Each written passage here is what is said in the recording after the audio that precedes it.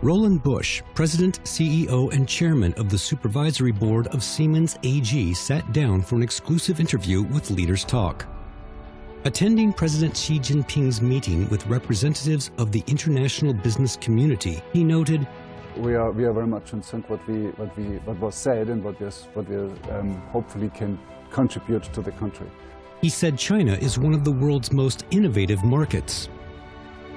If you want to make it globally, I do believe you have to make your point in China as well. Having witnessed China's reform and opening up, he deciphered the uniqueness of Chinese modernization. I think it's the combination of a very demanding market, the innovation strength, the entrepreneurial spirit of the people. Leaders Talk exclusive with Roland Busch, President, CEO, and Chairman of Siemens AG.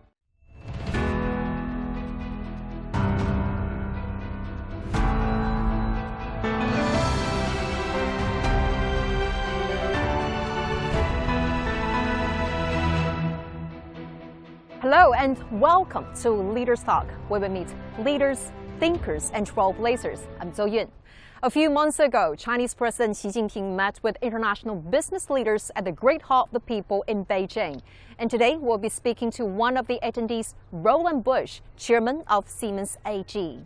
President Xi emphasized that embracing China is embracing opportunities. So what are Dr. Busch takeaway from this meeting? How does he understand China's opening up process? And describing China's innovation as surprise. How does it interpret the new quality to productive forces and the transformative impact of AI on global development? Let's find all these answers from our conversation with him. On March 28, 2025, President Xi Jinping warmly met with global business leaders, encouraging them to deepen their presence in China and invest in the future. During the meeting, President Xi noted that foreign businesses and investment in China have driven economic growth and employment, boosted technological and managerial progress, and facilitated reform and opening up. All of this shows that foreign businesses are important participants in the Chinese modernization drive, in the country's reform, opening, and innovation, and in its interconnectivity with the world and integration into economic globalization.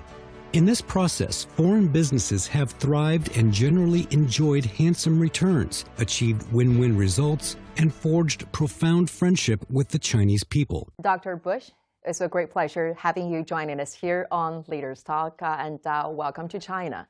And I heard just a few hours before our interview, you attended a meeting which was held by President Xi with the leaders of multinational companies. And you were there, we heard, sitting right on the opposite side with President Xi. So how do you feel about the meeting, and what are some of the key messages delivered there? I'm feeling that this is really a genuine opinion of the president, that he wants to really keep a stable policy in order to, of course, create an environment where you dare to invest. So it's also, he talked also about the stabilization of the supply chain and also the deployment of the new quality forces, which is super important, and which is all about technology coming into the manufacturing space in particular. So from us, it was encouraging. We are very much in sync what was said and what we hopefully can contribute to the country. And during the meeting, President Xi also shared some of his personal feelings about the years that he worked in Fujian and about his experiences of dealing with multinational companies. How did you feel with him? This was very interesting. He always, when somebody was speaking, he always replied with a personal note. During his time in Fujian, for example, his time in Shanghai, visiting the plants of companies, but also visiting some of the headquarters of companies abroad. It was always a kind of a reflection of what his personal relationship with their respective company and speaker was, which is very, very interesting. It's a very positive signal, I would say. Did you get a chance to talk to other foreign executives about their feedback of the meeting? Yeah, similar. They were very much impressed again about this personal engagement of the president and the whole message which was wrapped around an open market, which is really happy to accept more investments on the one side and also a contribution. I think he mentioned also, by the way, the Belt and Road Initiative, right, which is an initiative from China, which is supposed to really contribute to the global economy at the same time. And you have spoken highly before about the Belt and Road Initiative, which was a great idea proposed by President Xi. How do you understand its significance? This is first and foremost an infrastructure project, but also a project that brings a kind of value to developing countries at the same time and connecting them. So trade and the importance of an open market is super important. And I would say that the Belt and Road Initiative stands for that, which is against protectionism. And this helps global economies growing faster, which is super important, also to get people out of poverty. Dr. Busch, you have met with President Xi a couple of times before, and especially this time after an even closer engagement with him. What is your understanding and your impression of President Xi as a leader? I think he's genuinely taking care about the people in the country. He talked about the average life expectancy, how it's increasing. He talked about bringing people out of poverty so that the real poverty is basically over. You still have a way to develop, but this is something what I believe is very close to his heart. What are some of the takeaways that you have now might influence your decision here in the Chinese market? Some of the spirit, some of the messages, maybe some of the hints of developments that you think might be helpful in the landscape and the development in this market? So for us, it's just underlining and supporting what we do. So we are in this country for more than 150 years now. We have 30,000 people counting, so we're increasing that. We have 5,000 people in research and development, I think 12,000 active patents.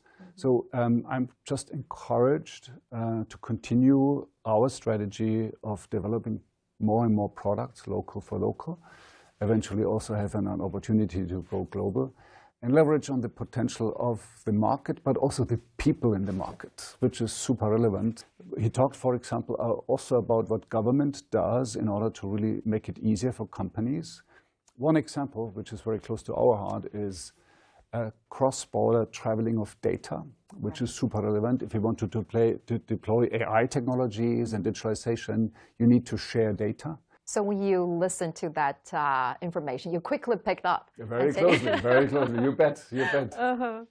Well, Dr. Busch, as the co-chair of the 2025 China Development Forum, you delivered a speech at the opening ceremony praising China's continued effort to expand high-level opening up and foster a level playing field.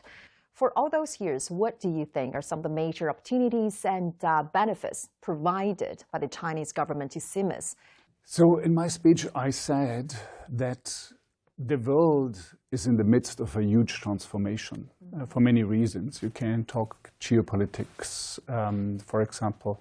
It's about a war. It's about the COVID showing the fragility of supply chains, and it's technology, which is rolling so fast, and AI technology in particular. So, and this transformation requires companies, but also economies, countries to change. And my observation is, if I read also the last two sessions, right, and what was done in the last years, that China, like Siemens does, is also changing its operating system, the way how it works. It goes deep, the reform go deeper, and you can see it also from this deploying of high quality productive resources is something where you really, it meant to us, it's really deploying technology deeply in an economy which is, again, changing so fast. The second point, which I said, is that we see that the efforts to create a level playing field in an open market, we see it clearly. It's year by year, it's a step forward. Maybe the third and very interesting message which I made is that China surprises us. That's exactly something that I want to ask you because, yes, you did. You praised China's advancement in artificial intelligence and highlighting breakthroughs such as AI as evidence. And I believe what you said originally was, and I quote here, China surprises us with innovations. So, Dr. Busch, in what way do you think China's innovative advancement has surprised you, hopefully in a pleasant way? Yeah. And what new opportunities or emerging opportunities with Chinese market do you foresee in China's drive towards digitalization and modernization as well? Yeah, exactly. So when I said that, obviously everybody was talking about or thinking about DeepSeek. My message was a little bit more subtle. I said that China surprises us with innovation, and DeepSeek is maybe the tip of the iceberg, but there are so many other innovations which are happening. Think about battery manufacturing. I mean, the best battery is coming from China, so this is huge innovation which was driven out of China. Think about the car industry. The cars the local car makers, they made a step up and they produce brilliant cars for a very, very competitive price with functions and features which you don't maybe find in other places. So therefore, it goes deeper. We also see innovation in the supply chain, machine builders and the like. So therefore, and DeepSeek, of course, was a kind of a total surprise that a company can develop with low budget models which are matching to the performance of the top markets, the top models in the world. So that was a surprise which came to many, many people. But again, for me, it's more than that. Apart from the surprises that you observed, do you see new opportunities and potentials together, or for your company, together with China's rise in artificial intelligence? So we say China is, meanwhile, one of the most innovative markets. So it's the fitness center, so to speak, for our developers and for innovation. So it's the size of the market itself. Remember, China is, if it comes to the industrial GDP, China claims 30% of the global industrial GDP, so it's a market you cannot get around if you're in the automation space. And number two is, again, the demand from our customers is really on a high level. So it's not just cheap products, it's really innovative product for, at the same time, a competitive price. So therefore, you really, if you want to make it globally, I do believe you have to make your point in China as well. And you also highlighted China's new quality productive forces. How do you understand its significance? So here comes a very interesting element of this development. Number one is it's all about really deploying technology. Technology, which is it's automating, it's digitalizing, is helping very much to really keep the momentum in the China's marking up, to keep their growth expectations on that high level. This is the reason why we launched our Siemens Accelerator platform, which is an open platform, which allows to sell our products digitally. And you launched it at the China International Import Expo in 2022. How do you think, aligned with China's efforts in promoting the digitalization of the SMEs, how can Siemens play a role in this changing landscape? Yeah, this is exactly that. We have the technology. I mean, we have the most comprehensive portfolio to build digital twins. So, and digital twins are not only look like the real thing, they behave like the real thing in the real world. So when you shake it, when you drop it, when you expose it to water, or even when you run a software on it, we can simulate everything. So we create a fully fledged physical-based digital twin. And this helps companies to accelerate their development time, develop better products, but also leverage this technology in the manufacturing space so it can drive productivity, reduce your footprint, also your energy consumption. Since this technology, we want to spread it to many, many companies, also smaller ones. And we are building an ecosystem of integration companies, so they help deploying the technology on the shop floor if the companies don't have the capabilities. Dr. Busch, you also emphasized once that withdrawing from the Chinese market was not an option. That was even at a time when your company was under tremendous pressure to divert away from it. So what made you so determined and committed to engage with the Chinese market? Number one, it's one of our largest market. And number two, it's developing into the most innovative markets. So you have to play there in order to stay competitive. And last but not least, it's the people. It's amazing. The people which we have here in the company, their passion, their dedication, but also their competence in develop products in absolute super fast speed. That's amazing. Why wouldn't I not tap on this potential? At the headquarters of Siemens China, a Hall of Honor chronicles the company's milestones in China. Oh, this is our Chengdu. This is a landmark project. This is a landmark. It's a World Economic Forum lighthouse project. It's one of the most digitalized plants in the world. It's Industry 4.0, as it says. Yes. So it's basically deploys all technologies which we have, and it's fully automated. It's hard to beat. It's hard to beat. Oh, that was CIIE. I think Siemens has take part in each and every CIIE every year, right? Sure. Nanjing. Yes. So this is a very special one. Nanjing is exactly what I explained to you before. Before the first excavation machine was doing the stuff, we made it fully digital. We made a digital version of that plant, 20% less energy, 25% higher productivity, a huge amount of higher flexibility, so we can change products. So you're really pushing the limits of a plant if you do it that way. And now comes the beauty. Since we have this digital twin, we keep it alive. So it means when we change something, when we want to put a new robot on the line, we can simulate it first and then stop the line maybe for a day and not for a week. Normally you do that for a week. You bring it in and you run it. So it's extremely powerful and showcased in Nanjing.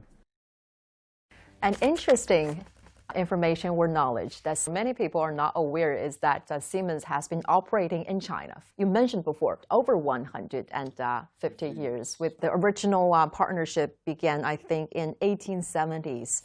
And this is the letter of the founder wrote to his brother about his idea, right? Yes. I think exactly. So now, after over 100 years, and with profound changes taking place in global landscape, how would you portray the role of Chinese market in your global landscape? So what Werner von Siemens, our founder, was writing here in this letter to his brother, he says he believes that this is a market which needs technology also and products from Siemens. One of the first electric trams in China was provided by Siemens technology. So therefore, it was from the very beginning a focus on the Chinese market as well. And we kept on going. So for me, the point is, if you are in a country for 150 years, I believe you're part of it. This is how we at Siemens feel, that we are part of this economy, of the society, deeply embedded and rooted. And so it's another dimension which goes beyond the sheer size of a market, which goes beyond the growth potentials or the profitability expectations you make. It's really being part of a society, fully embedded, and that's something what makes, I believe, also the Chinese market for Siemens in particular very different. Right. And as the head of a multinational company who has operated here in China for over 150 years, and as someone who had actually first-hand experiences working in the country, what has been your personal observation and feelings about China's efforts in high-quality, high-level opening up process? So it is a process, as you said, is now maybe with this with a strategy of deploying new quality productive forces. It's just an extension on what we saw over the many years. I lived in China, it's more than 10 years ago, and I lived in China, and I saw that already coming. It started off in basically China being the workbench for the world. Just taking any products and manufacture them local in China with lower cost. And over the years, obviously, the companies working in China, include the international ones, the local ones, they acquired technology knowledge and own technologies. And you see an extension. it's boosted now because technology is changing so fast. So therefore, it's exactly completely right strategy to put more emphasis on that. Well, speaking of this connection with China, because you work here in China from 2005 to 2007. That was about 20 years ago. What insights did you gain back then that really influenced your approach of doing business here in China? Let me share an anecdote. At that time, I was responsible for our automotive business. Yes. And then my guys came to me and said, look, navigation systems, they are now entering the market in China, but we don't have a product which is market fit. So we were already here with radios, and this was a very successful business of ours. And they said, I cannot sell a navigation system for 5,000 euro into a car which costs 5,000 euros. It is not really a good idea. So we need to really substantially go with our cost down. Then I said, then develop one. They looked at me and whether I'm serious or not. From scratch? From scratch. And then I said, okay, here's the deal. I give you, I think at that time it was 600,000 euros to develop a prototype within 9 months, which I can drive, and if it works, then we will start kick it off, and we will mass production. Then go for mass production. They didn't say yes in the first place. They said, okay, let's think about it. So they went off my office. 2 weeks later, there was 2 guys, one for manufacturing and one for engineering. And they're Chinese. Absolutely. And they came back and said, deal done. So, and they got the 600,000 and they're working on it. I didn't hear anything about it. After 3 or 4 months, I was calling them to my office and saying, what are you doing? Where are you? Yes. And they said, don't worry, we will handle that. Okay. I mean, it was even not 9 months. It was 8 months later. They came back and put a navigation system on my table. They said, this is our prototype. Give it a try. I gave it to my driver. He loved it. It had, I have to say, it once in a while a reset, which is all fine. It was a prototype, but it worked perfectly. And the point was, functional-wise and cost-wise, so the pricing, it was really hitting perfectly to the frame which I was giving. And then I said, okay, green light. Now you can bid on these products. And they won all large tenders in the next 1 or even 2 years. They really rocked the market. What are your learnings? What were your feelings or takeaways about, as you said, the Chinese dynamics, maybe in this working process? It was clearly a culture shock at the beginning, right? Yeah, I would not call it a shock. It was a very different. Cultural party, so to speak. No, I mean, number one learning is empowerment. You have to empower people. But empowerment is you have to be very careful. It's not anarchy.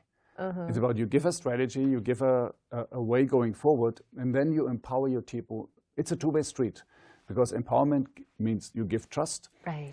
On the other side, the people say, I'm now accountable in order to deliver. Your very insightful observation and understanding of technology, of development, and also those first-hand experiences working in China. And you also actually come to China every year, like 5 to 6 times, that's what I heard. Yeah. What is your understanding of the uniqueness of China's modernization? I think it's the combination of a very demanding market, the innovation strengths, as I said before.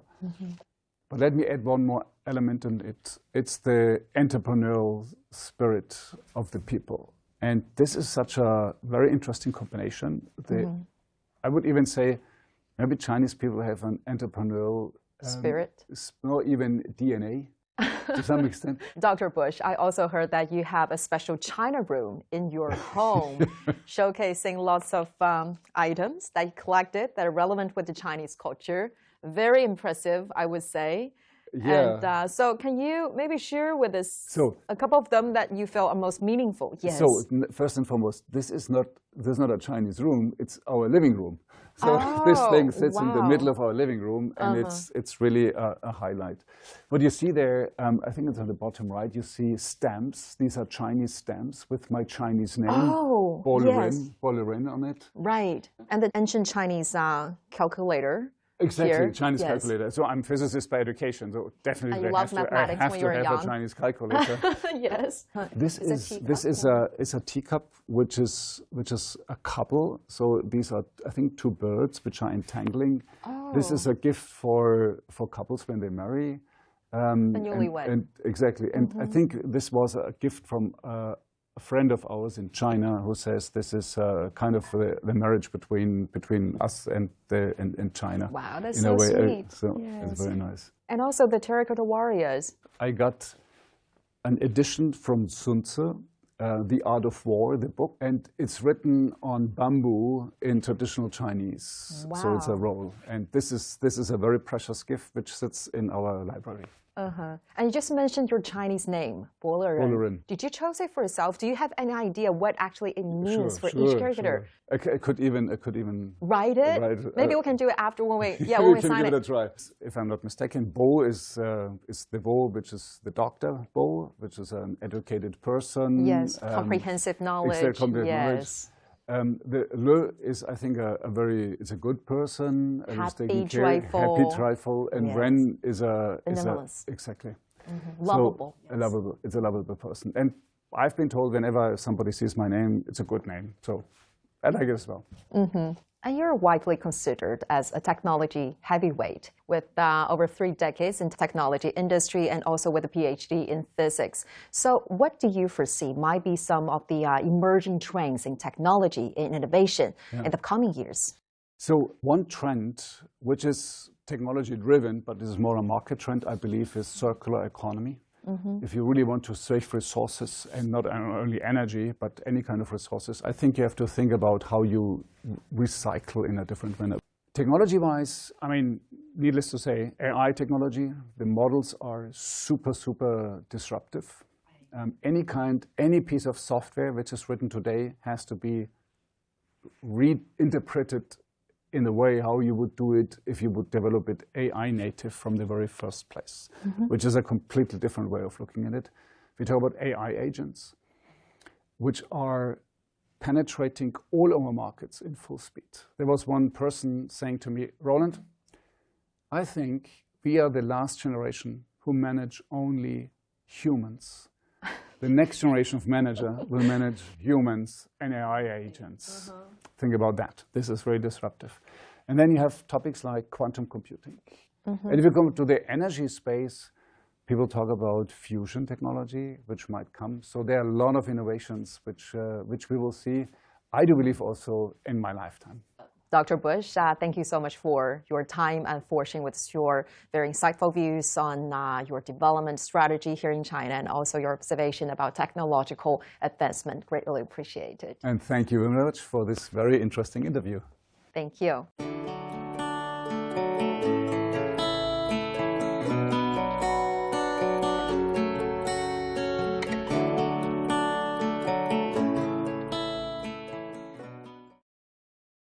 During the interview, Dr. Busch described China as one of the world's most innovative markets, and he believes that China's high-level opening up and massive economic potential will provide valuable opportunities for multinational companies. With that, we're going to wrap up this edition of Leaders Talk. I'm Zhou Yun reporting from Beijing. Thank you for watching and see you next time.